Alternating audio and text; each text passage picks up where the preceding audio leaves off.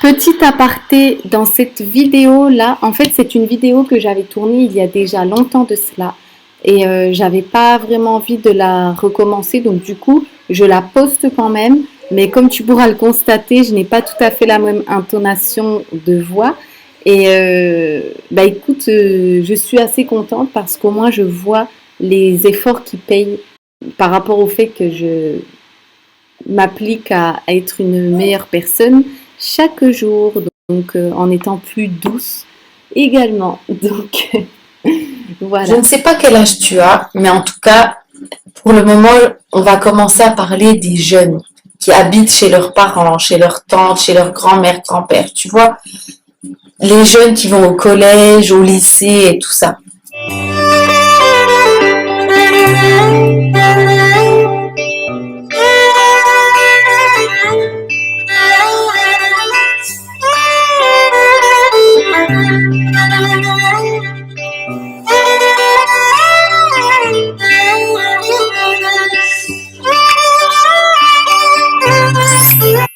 Alors, tu n'as pas le droit de rester toute la soirée sur ton téléphone ou tous les mercredis après-midi, tous les week-ends quand tu n'es pas en cours. Tu vois, souvent les jeunes maintenant, ils rentrent à la maison, ils posent leur sac, ils prennent un petit truc à manger et après ils vont dans leur chambre, être sur leur téléphone jusqu'au soir, jusqu'à ce que leur mère, leur tante leur disent à table. Ok. Ils se lèvent même pas pour aller mettre la table. Ils font rien en fait. Ils sont juste sur leur téléphone, sachant que depuis la minute où ils sont sortis de l'école déjà, dans le bus, dans le tram, à pied, ils sont déjà direct sur leur téléphone, tu vois. Donc en fait, t'as pas de vie en fait, c'est ça. En fait, ta vie, tu la vis à travers ton téléphone.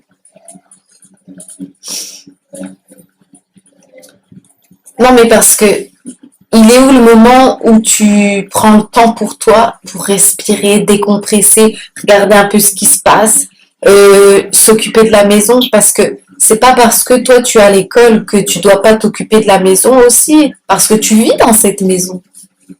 Donc c'est à toi aussi de participer aux tâches ménagères. Ne crois pas que c'est ta mère qui va tout faire, ou bien la personne avec qui tu vis qui va tout faire. Toi, tu es grand. Parce qu'à partir du moment où tu vas à l'école et que tu prends le bus pour aller à l'école, tu es grand. Je m'en fiche que tu aies 11 ans, 12 ans, 18 ans, 22 ans. À 11 ans, tu es déjà grand. Si tu vas à l'école tout seul, tu es déjà assez grand pour ramasser les choses qui traînent dans la maison, pour ranger ta chambre, faire ton lit le matin, ouvrir tes volets, nettoyer la salle de bain. Tu vois, c'est pas à ta mère de tout faire. Parce que la personne avec qui tu vis, elle a aussi des choses à faire. Parce que elle va pas à l'école, elle, mais elle doit s'occuper de toute la maison. Donc je sais pas si tu es au courant, mais c'est énormément de travail. Toi, tu arrives tranquille, t'enlèves tes sandales, tu vas te poser et tout. Mais en fait, tu sais pas que elle s'est pas arrêtée une seule fois, la personne chez qui tu vis. Bon, moi, je vais dire ta mère. Mais même si c'est ta tante, ta tati, toi, t'adaptes en fonction d'eux, tu vois. Tu vis chez quelqu'un, c'est chez toi. Tu dois participer. Il faut arrêter d'être feignant.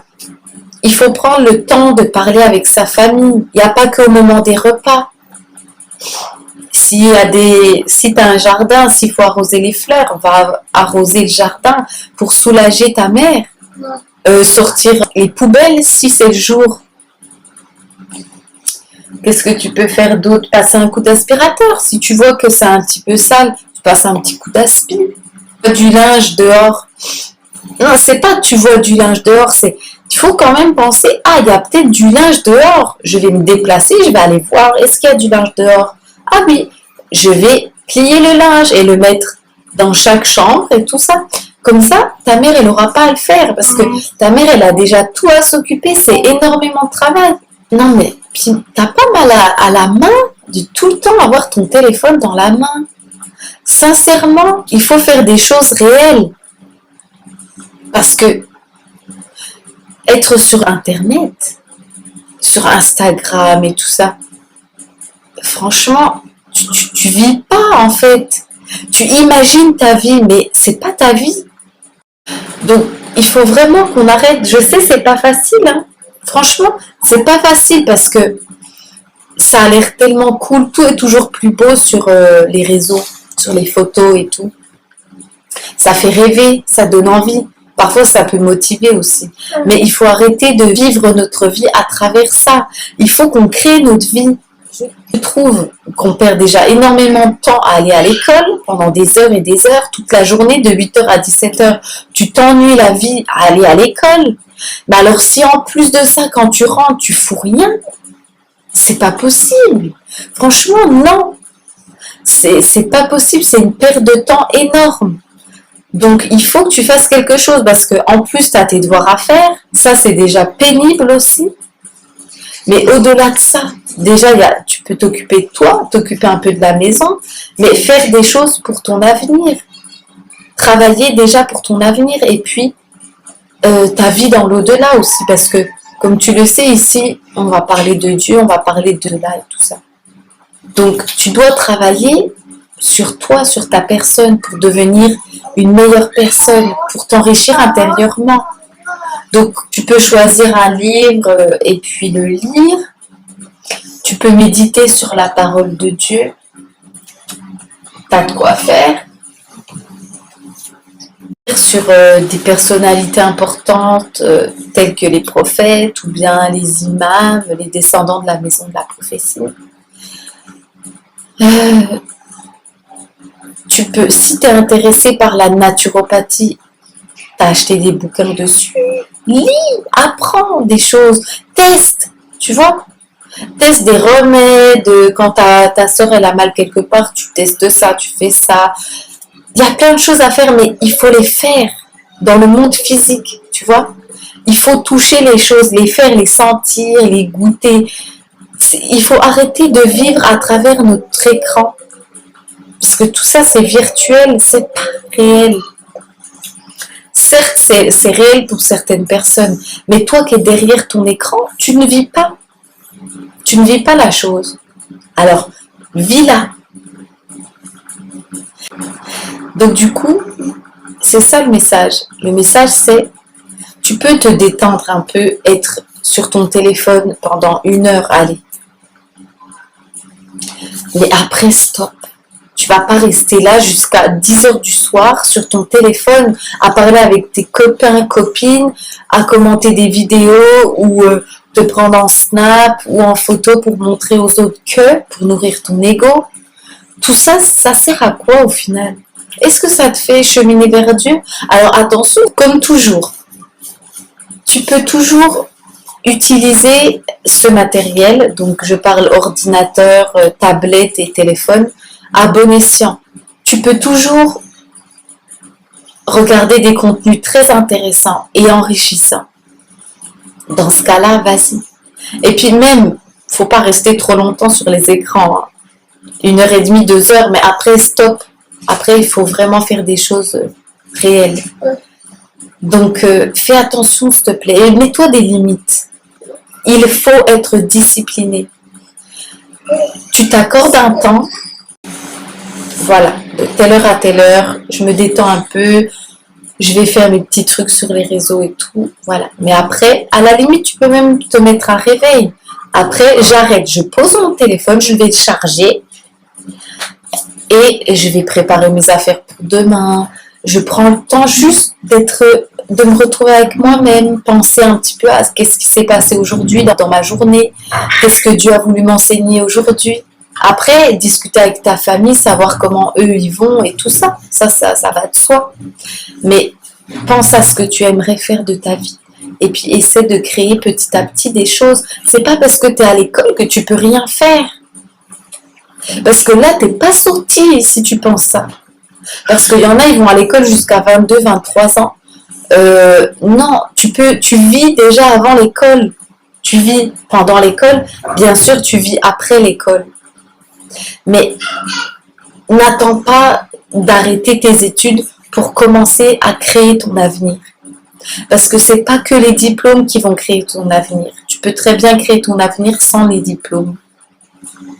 Tout n'est pas basé sur l'école. Tu peux t'instruire sans aller à l'école. Tu peux apprendre des choses très intéressantes qui te serviront toute ta vie, mais c'est pas des choses que tu vas apprendre à l'école. Tu vas les trouver dans les livres, ou bien dans des documentaires, dans des vidéos, dans des conférences. Mais c'est à toi de te bouger pour aller les chercher. Si c'est ça qui t'intéresse, la photographie, va chercher des bouquins, regarde des vidéos, achète ton appareil photo, teste, fais les choses, tu vois. Mais arrête de regarder ceux qui font des belles photos, qui parlent de ce qu'elles font. Mais toi, fais-le toi-même. On doit être acteur de notre vie. Il faut arrêter d'être des feignants, là, des locs.